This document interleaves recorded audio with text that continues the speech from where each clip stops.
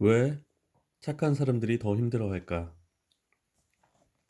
가족의 발견이라는 책을 읽으니 흥미롭게도 심리 상담사인 저자에게 찾아오는 사람들은 나쁜 사람들이 아닌 착한 사람들이 압도적으로 많다는 것이었다. 왜 착한 사람들이 덜 행복할까? 착한 사람들은 대개 어렸을 때부터 흥부의 신화를 배우고 지내온 사람들이다. 가난해도 착하게 살고 부모의 그리고 건의에 순종해야 한다. 너무 내 주장을 하지 말라. 너 자신이 아닌 타인을 위해 살아라. 그것이 결국에는 성공하는 비결이다. 그래서 그렇게 훈련받고 부모에 순종하여 부모의 뜻을 따르고 자기 목소리를 죽인 채 자신보다는 가족 등 누군가를 위해 살아왔다. 남을 배려하는 것은 당연히 필요하고 중요한 덕목이지만 문제는 너무 그렇게만 하고 살면서 자신을 잃고 타인의 눈으로 자신을 바라보는 것에 익숙해졌다. 타인의 시선으로 자신을 보고 자신이 아닌 부모, 자녀, 친척이나 상사, 스승, 친구 등 타인을 기쁘게 하고 만족시키는 삶을 살게 되었다는 것이다. 그러나 불행히도 현실은 배운 바 다르다. 착하면 모든 것이 잘 된다고 했는데 착한 사람이 치이고 손해를 본다.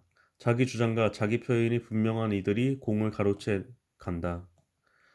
자기보다는 가족을 위해 살면서 자신의 에너지는 모두 소진되었다. 자신은 가족을 위해 모든 것을 희생했다고 생각했지만 배우자는 이를 당연시 여기고 자녀들은 반항한다. 자신은 직원이나 동료, 주위 사람들을 위해 희생했다고 생각하지만 그들은 그렇게 여기지 않고 더 많은 것을 요구한다. 여기에는 고통이 나타나게 되는 것이다. 타인에 대한 원망과 배신감이 나온다. 그러면서 자기 학대가 나온다. 그래, 내 잘못이야. 이렇게 원망하는 것도 내가 더 착하지 않아서야. 평생 착한 자녀이자 아내로 살던 이가 우울증이나 무력감에 빠지기도 하며 이를 회피하기 위해 자녀를 통제하고 그들에게 집착하기도 한다. 평생 착한 자녀이자 아내로 살던 이가 우울증이나 무력감에 빠지기도 하고 이를 회피하기 위해 자녀를 통제하고 그들에게 집착하기도 한다.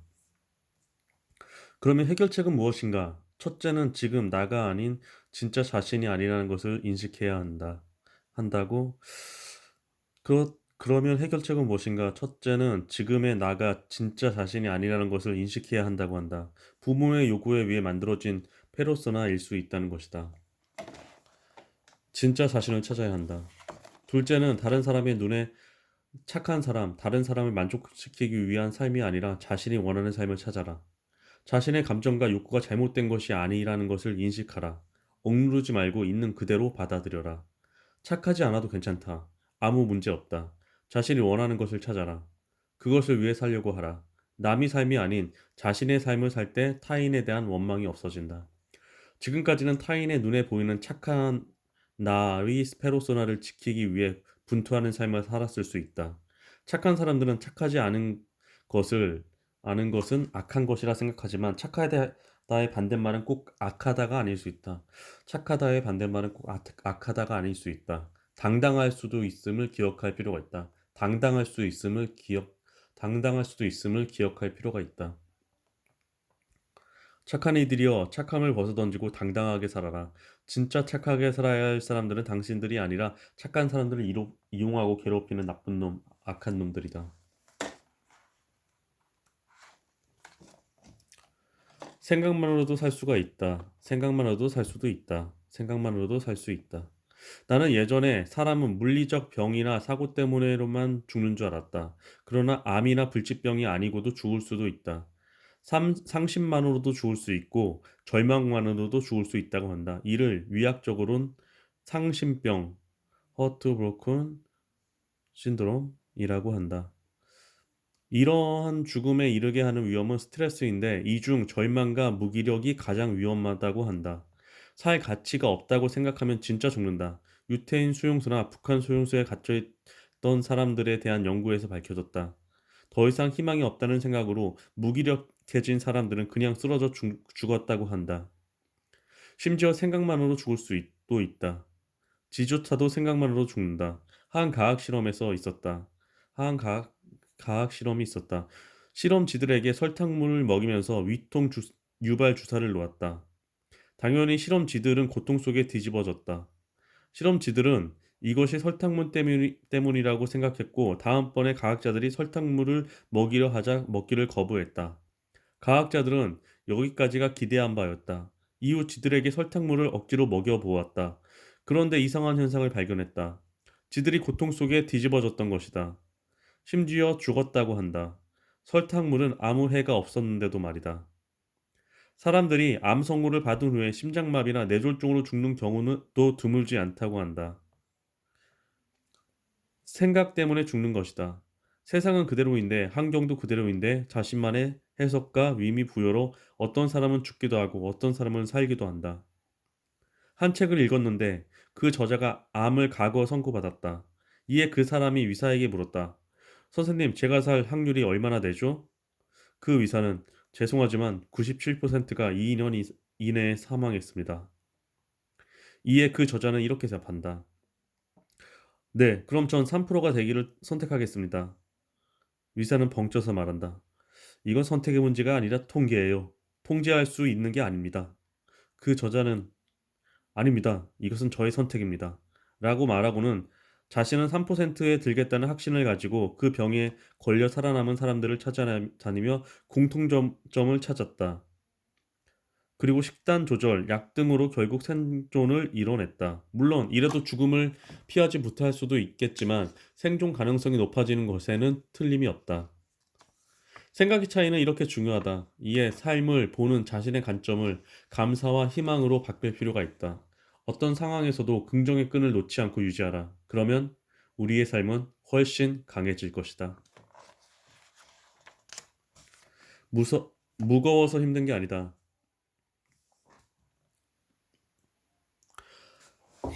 한 강사가 청중들 앞에 있는 물컵을 들고 물었다. 이 물컵이 가벼운가요? 무거운가요? 청중들은 가볍다고 했다. 그러자 그는 다시 물었다. 만약 이 물컵을 10분간, 아니 20분간, 1시간 동안 들고 있을 수 있을까요? 청중들은 30분 이상은 힘들다고 답했다. 그는 다시 물었다. 그러면 힘들 때마다 내렸다가 다시 들면 어떨까요? 그랬더니 청중들은 그러면 하루 종일이라도 들 수 있다고 답했다. 많은 사람들이 자신의 삶이 힘든 이유는 자신에게 온 스트레스, 염려, 책임, 불안, 경제적 짐 등이 너무도 무거워서라고 생각한다. 왜 자신에게만 무거운 짐이 왔는가라고 원망한다. 왜 자신만 무거운 짐을 들고 살아야 하는가를 원망한다. 남들의 짐은 가벼워 보인다. 그러나 자신의 짐은 너무도 무거워 감당하기 어렵고 고통스럽다고 여긴다. 그러나 실제는 그것의 가볍고 무거움과 삶의 힘든 것과는 관계가 별로 없다는 것이다. 설령 자신의 염려, 불안, 책임이 물컵처럼 가벼워도 힘들 수 있다. 역으로 돌덩이처럼 무거워도 힘들지 않을 수 있다. 가벼워도 힘든 이유는 틈틈이 내려놓지 않아서이고 무거워도 힘들지 않는 이유는 틈틈이 내려놓기 때문이다. 그러므로 자신이 힘든 것은 무게와 상관없다. 내려놓음과 상관이 있다. 물론 자신의 책임과 염려, 불안, 스트레스를 완전히 내려놓거나 제거하는 것은 불가능하다. 불가하다. 불가능하다. 인간은 그렇게 살 수 없다. 나는 완전히 내려놓을 수 있다는 유사 종교나 자기 개발의 가르침을 믿지 않는다. 그러나 틈틈이 내려놓을 수는 있다. 짐을 지되 틈틈이 쉬어가자. 그것이 삶에 짐이 있어도 가볍게 살 수 있는 비결이다.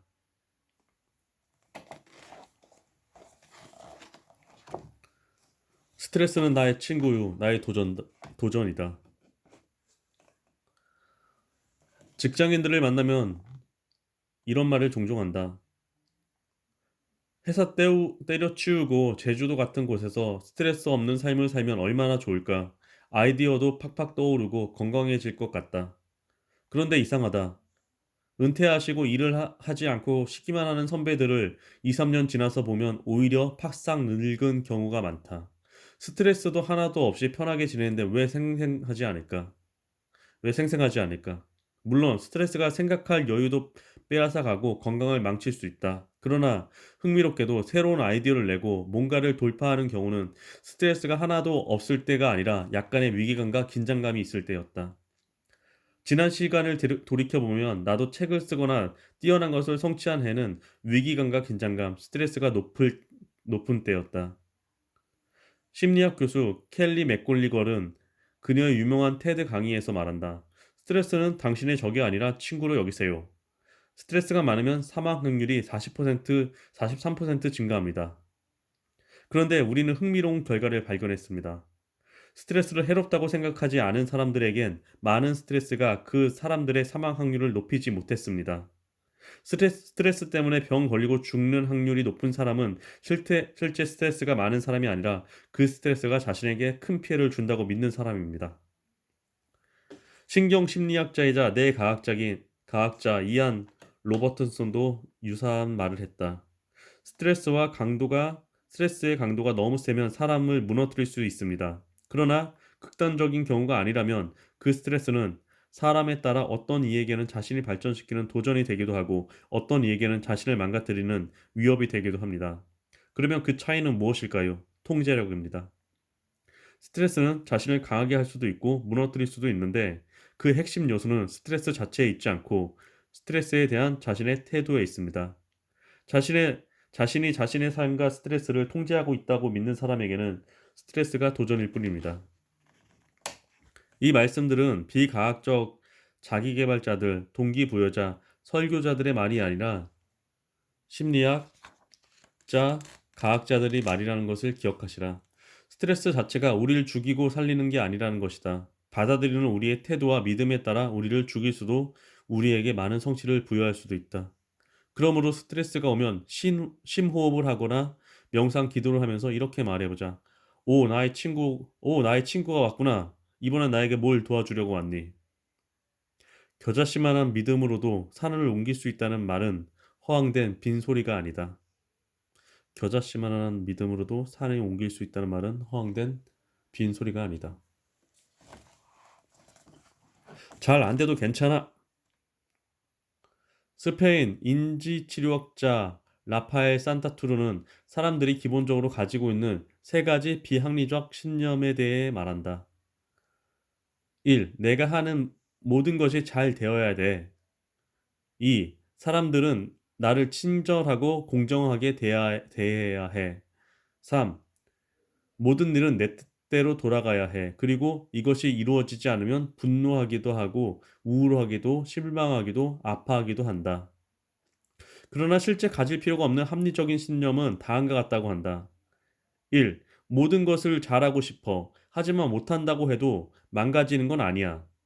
2. 다른 사람들이 내게 친절하게 대하면 좋겠어. 하지만 그렇게 안 해도 괜찮아. 3. 내 뜻대로 돌아가면 좋겠어. 하지만 그렇지 않아도 상관없어.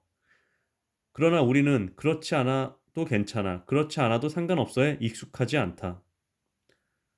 우리는 되게 어렸을 때부터 부모나 교사로부터 넌 이걸 해야 돼. 그래야 성공해. 라는 말을 들어왔고 자신에게 또는 타인에게도 실패하면 안 되라는 말하며 살아왔다. 안 돼도 괜찮아라는 말을 많이 듣지 못했다. 그러다 보니 무언가를 이루지 못했을 때 집착과 원망과 실망에 빠지는 경우가 많다. 특히 감정적으로 취약한 사람은 스스로를 극단으로 몰아간다. 물론 적당한 불안과 걱정은 필요하지만 극단으로 가면 우울과 공황에 빠진다. 그러나 실패와 역경은 생각만큼 끔찍하지 않다. 그러므로 자녀에게는 너는 공부를 잘해야 돼, 대학 가야 해, 의사가 돼야 해, 그렇지 않으면 실망할 거야가 아니라 내가 공부를 잘했으면 좋겠어. 하지만 그렇지 않아도 난 여전히 사랑해. 애인에게도 당신의 이런 습관은 바꿔줘. 그렇지 않으면 당신은 날 사랑하는 게 아니야가 아니라 당신은 이 습관은 바꿔줬으면 좋겠어. 하지만 그렇지 않아도 당신에 대한 애정은 변치 않을 거야. 자신에게도 난 이번 일은 꼭 성공해야 돼. 그렇지 않으면 사람들에게 실망을 주고 내 인생을 망가질 거야가 아니라 난 이번 일을 꼭 성공시키고 싶어. 하지만 실패한다고 해서 내 인생이 망가지는 건 아니야. 새로운 걸 배우게 되겠지. 라는 마음을 유지할 필요가 있다. 마음의 건강은 집착을 버리는 것에서 시작된다. 있으면 좋고 없어도 괜찮아. 평안하면 좋고 불안해도 괜찮아. 성공하면 좋고 실패해도 괜찮아.